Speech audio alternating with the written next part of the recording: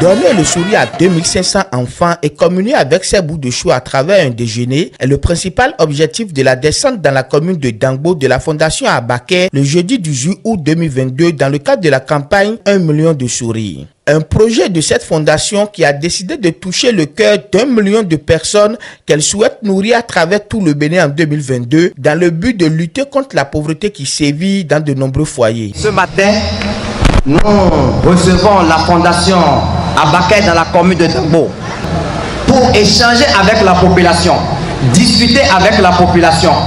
Voilà la raison de la fondation Abaké dans la commune de Dangbo. Et la fondation Abaké investit dans le domaine du développement, du bien-être des enfants, de la femme. Fondation Abaké, soyez les bienvenus dans notre commune.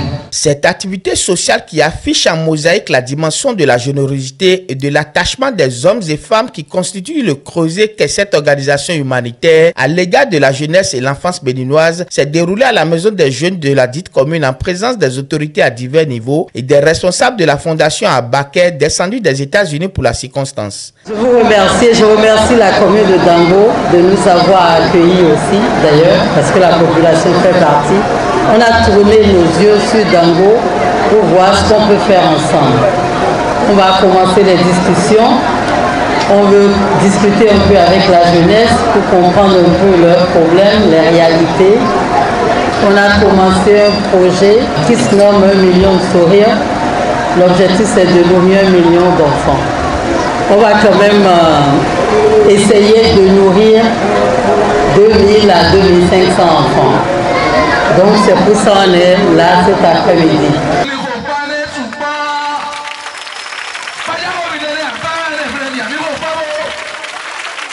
Heureux du choix porté sur sa commune, le maire de Dangbo saisira l'opportunité pour étaler à ses visiteurs les avantages sur le plan agricole dont la nature a fait grâce à la vallée de l'Ouémé en général et à la commune de Dangbo en particulier avant de solliciter la fondation Abaké à orienter son regard sur ses potentialités agricoles pour le bonheur de sa population. En effet, porte d'entrée de la vallée de l'Ouémé, deuxième vallée la plus riche au monde après le Nil, la nature a gratifié la commune de Dangbo d'immenses richesses pour assurer son développement et le plein épanouissement de sa population, notamment les jeunes et les femmes. Aussi, l'agriculture occupe-t-elle plus de 56% de la population. Cependant, en tant que première source de revenus des ménages, l'activité agricole reste dominée par une faible production. Le conseil communal est prêt à accueillir toute initiative visant à court et à moyen terme à améliorer les moyens de production, faciliter l'accès aux intrants et au financement agricole, accompagner les jeunes et les femmes dans le développement de l'entrepreneuriat agricole, améliorer le niveau des infrastructures marchandes, notamment dans la basse vallée. Consciente que la vallée de l'Ouémé est l'une des plus grandes et plus riches vallées au monde, la fondation Abaké mûrit depuis peu les réflexions dans ce sens afin d'apaiser un tant soit peu la pauvreté au sein de la population.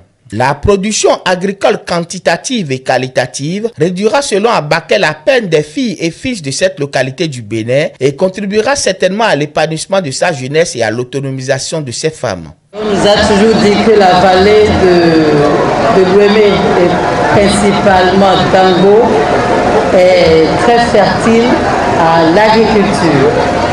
Et nous on s'est dit qu'il est temps que la jeunesse retourne à la terre.